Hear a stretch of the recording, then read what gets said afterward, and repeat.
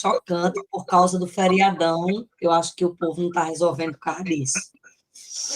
Mas, como a gente não desiste, e a gente está aqui para aprender, independente do que for. Então, essa é qual, Rafa? Acho que é uma terceira aula bônus, né? Acho que é o terceiro dia, né? Hoje. Então, vamos lá. Oi, Grace, bom dia. Para a Grace que não entrou, nosso sistema do Ciência da Riqueza deu um probleminha no acesso e eu não consigo falar lá. Consigo, disseram que ia resolver, então a gente está revendo as chaves do SPR. Sabedoria, prosperidade e riqueza. No primeiro dia, acho que foi 5 chaves, ontem foi 4, e hoje, 1, 2, 3, 4, 5. Se der tempo, essas 5. Se não, a gente faz 4 e deixa, porque provavelmente, hoje é domingo, eles também não vão fazer. Mas vamos lá. Hoje a gente vai falar sobre, a primeira chave é sobre aderência. Quem lembra da aderência? Aderência é justamente o contrário daquela frigideira antiaderente, né? Que não deixa grudar. Aderência é que tem que grudar, tem que cumprir, que tem que grudar. Por exemplo, a gente tem que ser aderente com os nossos filhos. Vamos supor, ele faz um negócio errado, a gente tem que colar nele, colar e ser aderente até ele entender que aquilo ali está errado. Entendeu? Chega com uma conversinha, seja aderente com ele. Então, o que é ser aderente? Não é só ser bom no que faz, é cumprir o planejado. Cumprir o planejado. Então, se a gente planejou estar aqui de manhã, de 4h30, a gente não deu um probleminha, mas a gente tem que cumprir o planejado. Então, a gente tem que ser aderente, a gente tem que vir, entendeu? Isso na nossa vida pessoal e profissional. A gente tem que ser aderente com a gente mesmo. Planejou uma coisa, uma vez Rita, que é uma amiga minha, ela falou, ela foi para um treinamento muito top, assim, de altíssimo nível, e ela falou que o problema das pessoas, que é a mentalidade, é que elas não cumprem pequenos acordos com ela mesma. Ou seja, elas não são aderentes com ela. Às vezes ela é aderente com o que ela planeja com outras pessoas, entende? Mas com ela não é aderente. Só que todas as vezes, bom dia, dona Yolanda, todas as vezes, a gente está falando da chave aderência, tá? Cumprir o planejado, ser aderente. Todas as vezes que a gente não cumpre pequenos acordos com nós mesmos, é como se a gente estivesse impregnando nas nossas células o fracasso. Só que isso é inconsciente, entende? Então, a gente tem que ser aderente com o que a gente planeja com a gente mesmo, não só com o nosso trabalho, com as nossas coisas. Tem uma frase aqui que diz assim, ó, ser inaderente vai te custar caro. É aquela pessoa que planeja, começa e não continua, planeja e não cumpre, planeja e não cumpre. Ou cumpre meia boca. Qual é o ideal? É pelo menos 80% de aderência. Se você tem funcionários, você pode também medir a aderência deles, né? Qual é o nível de aderência que eles têm? Prestadores de serviço, você tem que dar uma analisada para saber qual é, porque é muito caro você ter níveis de aderência baixo. Você planeja uma coisa e você não faz, né? Então, aqui, por exemplo, a gente tem aderência, o número de aderência das aulas. Vocês podem ver aí, acho que foram 18 inscrições nessa turma. Quantos entram? 6. Hoje tem 6, né? Qual é o nível de aderência aqui?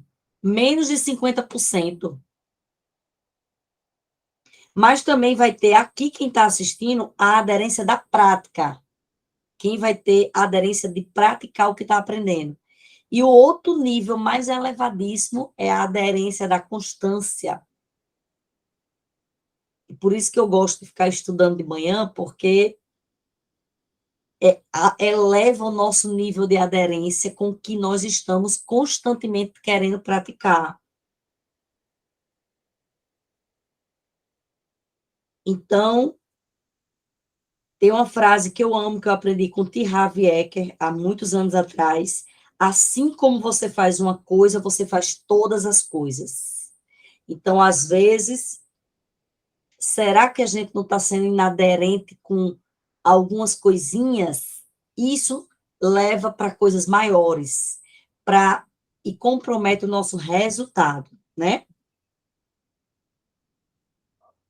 Agora, do mesmo jeito que nós precisamos ser aderentes para o que a gente se planejou para fazer, para o que foi projetado, a gente também tem que ser inaderente com o que não está fazendo sentido na nossa vida. Porque às vezes a gente está colado com algo, fazendo algo que não faz sentido para a nossa vida. E isso a gente tem que soltar, né? Que é o contrário de aderência. A gente tem que soltar. No nosso casamento, a gente tem que ser aderente, tem que estar lá colado nos projetos, nos planos, no tentar melhorar, né? A gente vai começar agora o nosso trabalho de casais na igreja, então, o casal aderente, planeja estar buscando sobre esse assunto. Com filhos, seja aderente com seus filhos. Cumpra o que planejou com eles, o que projetou com eles, né? Às vezes a gente promete uma coisa, projeta e não cumpre. Escreva: eu sou aderente, eu planejo e eu cumpro pelo menos 80%. O que é que nós planejamos em 2023 que a gente começou e não teve aderência? Todo mundo tem alguma coisa aqui que pode melhorar, né? Ou você está feliz porque tem coisas que você projetou para 2023 que você está sendo aderente? Com certeza também nós temos isso, né? Algo que a gente aderência, tipo assim, ó, duas folhinhas bem juntinha, 100% de aderência, né? Lembra da frigideira antiaderente. Então, a aderência é uma característica de uma pessoa bem-sucedida. Ela diz assim, também ela não pega o que ela sabe que não vai ser aderente. Que esse é uma das coisas que do dia que eu escutei a aderência, eu disse, rapaz, eu preciso aprender a dizer não a algumas coisas que eu sei que eu não vou conseguir ser aderente, entendeu? Quem tem coisas que você sabe que não vai conseguir ser aderente e você pega, né? Todo mundo tem. Então, vamos rever essas coisas hoje. Coisas que a gente vai dizer assim, cara, não dá. Esse semestre não dá, então eu não vou ser aderente, então eu não quero pegar isso. Ok? Vamos para a próxima chave. Essa eu amo. A abundância. Chave da abundância. Essa chave da abundância, a gente tinha que escutá-la todo dia. Todo dia, todo dia, todo dia. Porque entender a abundância e viver tem uma distânciazinha aí, quem concorda?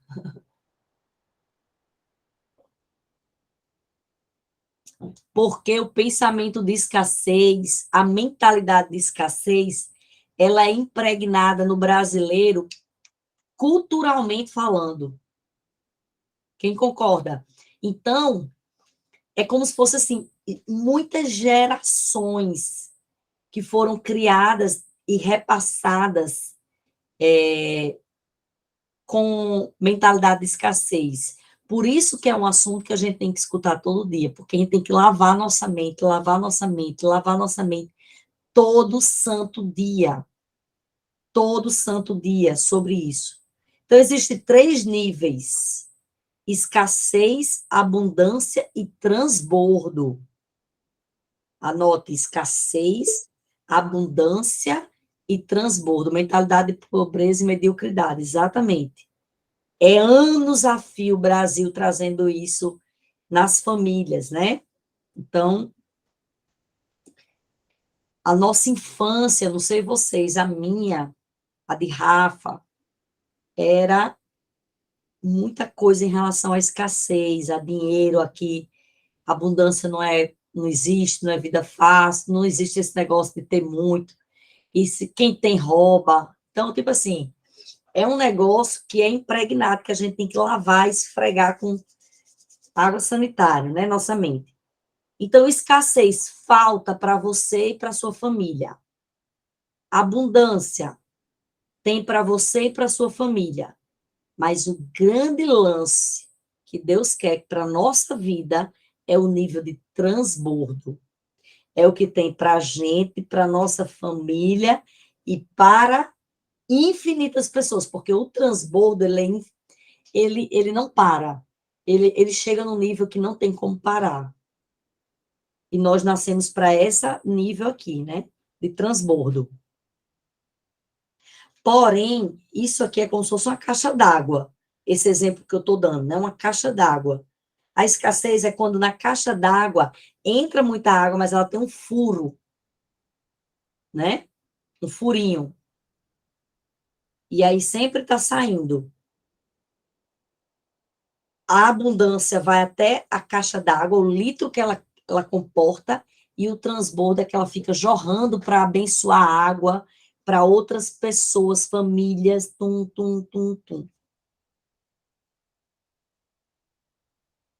Gente, é como se fosse assim. Eu escutei isso um dia desse. A pessoa, ela mora dentro do oceano, peixe, né?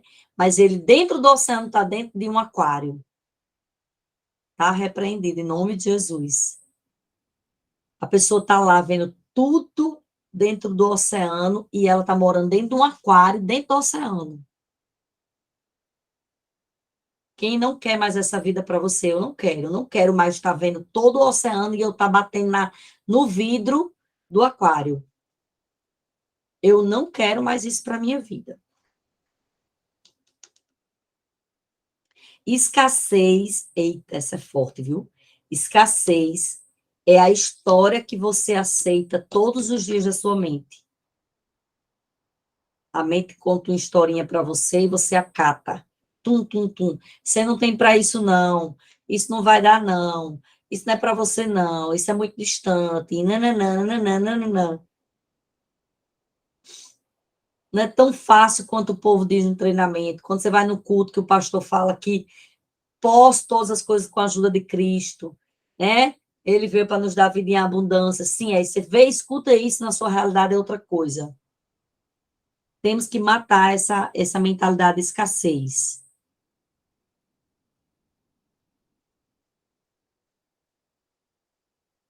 Precisamos ler mais sobre mentalidade próspera. São pensamentos, comportamentos, né? Pequenos comportamentos, a gente vai mudando a nossa mentalidade. Como?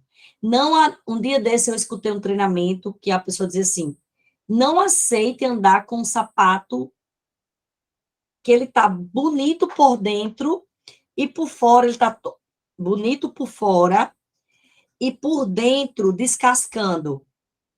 Mulheres, às vezes a gente compra um sapato mais, por exemplo, eu já comprei um sapato da Carmen Steff que ele era todo bonitinho por dentro, por fora e por dentro todo descascando. E na pandemia que um bocado descascou, não foi?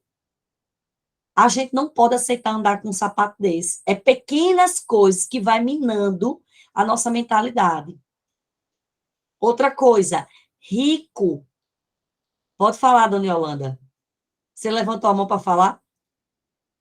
Tá desligado o som. Ligue.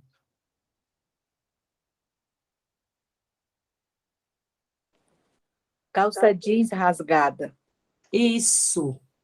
Outra coisa, mentalidade. Rico anda com muito dinheiro. O que é que está acontecendo hoje? A gente fica querendo só fazer Pix.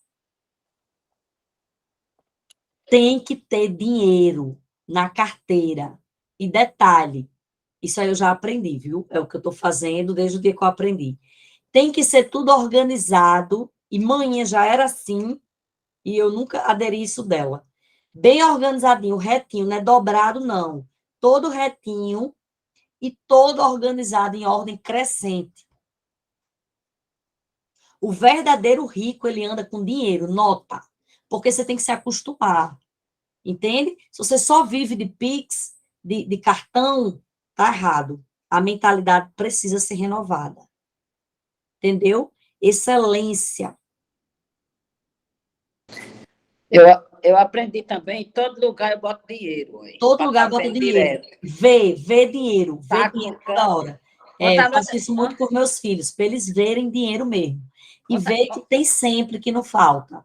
ontem à noite eu cheguei e tinha dinheiro no chão. A cachorra estava brincando com o dinheiro. Eu digo, meu Deus, isso é uma Adoro, é benção. rica, rica, rica. Ela pegou em algum lugar. Entende? Então, a gente precisa. Agora, tem um paradigma para ser quebrado nessa chave. Dá certo, tem. E a gente vai ser equilibrado nisso. O treinador, Pablo Marçal, que é bilionário, ele fala que a pessoa tem que focar nas entradas e não ficar anotando um chiclete que gastou. Eu fui educada, quando eu comecei a estudar finanças, que tinha que anotar até um chiclete. Até R$ 1 que você deu no sinal. Ou no R$ 3 que você deu no estacionamento. Não é que isso seja errado, isso é por um tempo, só para você saber seu custo de vida. Então, por exemplo, se uma pessoa hoje, ela não sabe nem quanto gasta, nem quanto ganha, ela precisa anotar. Mas a pessoa que continua anotando miserabilidade, R$ 1, mesmo sabendo quanto ela ganha e quanto ela gasta, ela foca na despesa e ela gasta energia onde ela poderia estar gastando energia nas receitas. Então, eu hoje foco mais nas receitas. Eu já sei quanto eu ganho, eu já sei quanto eu gasto, o custo fixo, né? A gente já chega no nível que sobra, quando você vê que já sobra, e que você vai fazer mais dinheiro com aquele dinheiro que sobra, né? Porém, o seu foco agora tem que ser em quê? Em multis-receitas, em muitas receitas. Se é de um canto só, como eu faço para aumentar? A sua energia, o seu foco tem que estar. Gente, desde o dia que eu mudei isso, é impressionante. É impressionante como as coisas acontecem. Para, né? Tem que ser. Aí ele usa uma frase: se você não parar de crescer suas entradas, suas despesas vão ficar insignificantes. Entende?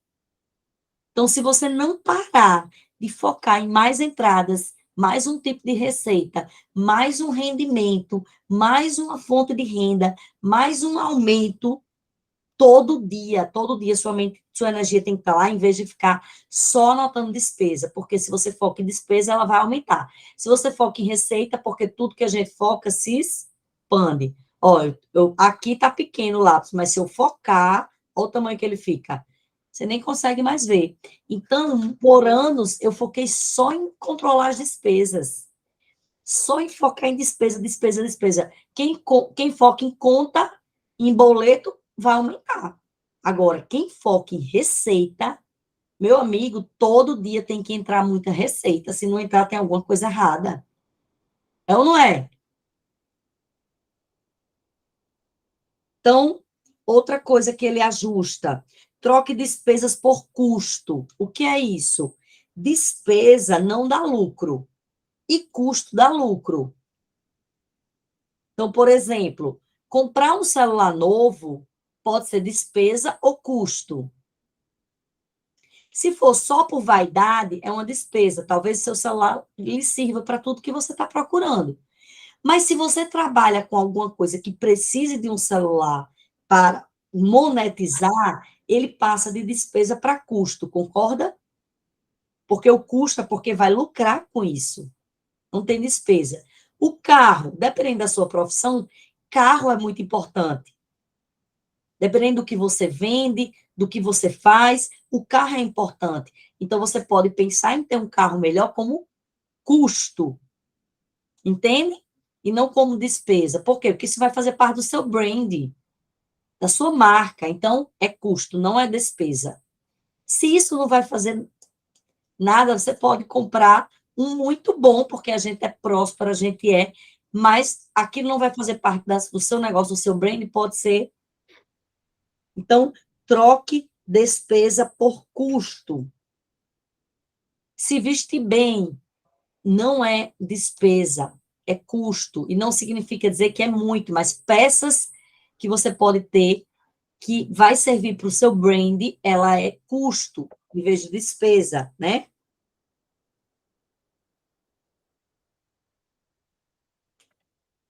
Tá com problema de escassez, vê o que você pode ir aos poucos melhorando, né? Tá achando as coisas caro, vai lá na farmácia e diz, hoje eu vou comprar a escova de, comece com escova de dente, eu estou dando um exemplo, gente, talvez aqui não tenha ninguém mais que esteja nesse nível, mas, tipo, hoje eu vou na farmácia e comprar a escova de dente mais cara e sem perguntar o valor, para você ir desbloqueando de escassez, sabe?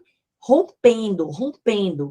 Restaurante, tá preocupado ainda com o valor que está lá do lado? Vai, tira um mês, planeja, não é fazer loucura, planeja. Uma vez por mês ir para o melhor restaurante, você diz assim, hoje eu vou comer o que eu quero. E não quero saber o valor. Isso é o quê? Rompimento. Eu estou dando um exemplo do restaurante, do coisa, mas dependendo do seu nível, você pode ir elevando, né? Ele deu até o exemplo de um terno. Ele disse, rapaz, eu vou romper, eu vou comprar um terno. Tipo, ele comprava terno de R$ 400, R$ 500. Um dia eu vou romper com um terno de R$ 2.000. Chega, doeu, mas, pum, rompeu. Aquilo dói, por quê? Porque vai contra você, contra o seu pensamento. Já partindo para a próxima chave, hábito. Próxima chave que nós temos que virar hábito. Hábito é a ação que a gente repete todos os dias com frequência e regularidade. Muita gente, às vezes, fica tentando escolher o hábito. Ah, eu quero esse próximo hábito, eu quero melhorar esse hábito. Nós não temos poder sobre isso. Quem tem, Laura? As pessoas que você convive.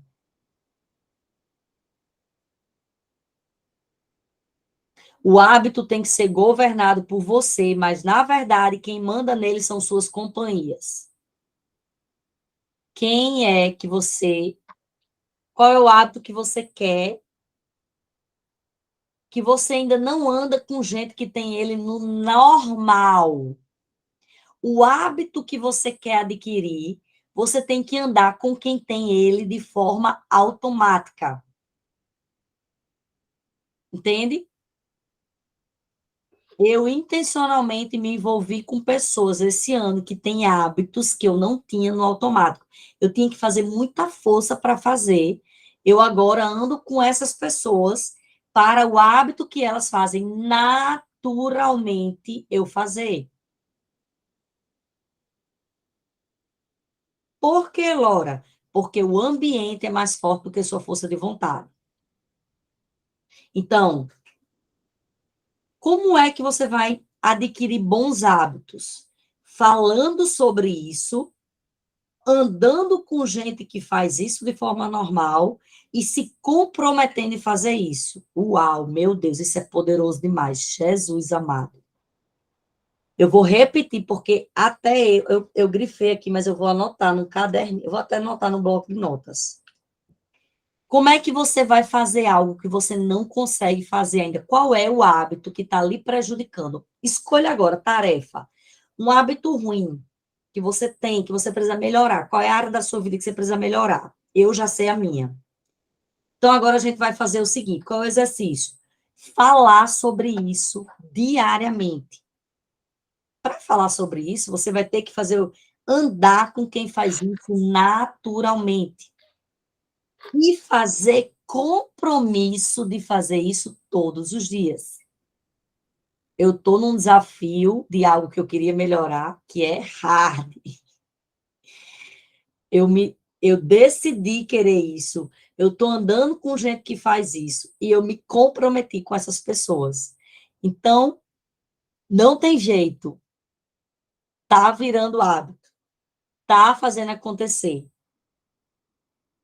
Gente, não existe mudança de hábito sem compromisso com outras pessoas. Entenda, você não vai conseguir fazer sozinho. É muito difícil. E eu digo isso porque, como eu trabalho com a parte de saúde, bem-estar e longevidade, tem gente que já tentou fazer sozinho e não consegue, gente. Tem que estar inserido num grupo. Eu estou inserida num grupo, numa área da minha vida que eu precisava focar, e é esticado. A pessoa me estica, o povo me estica, e é desse jeito. O hábito vai te colocar no lugar que ninguém pode te colocar. Um bom hábito vai te colocar num lugar que ninguém tem essa capacidade de te colocar. Tem noção? É uma coisa chocante. Então, você pode fazer a tarefa do dia.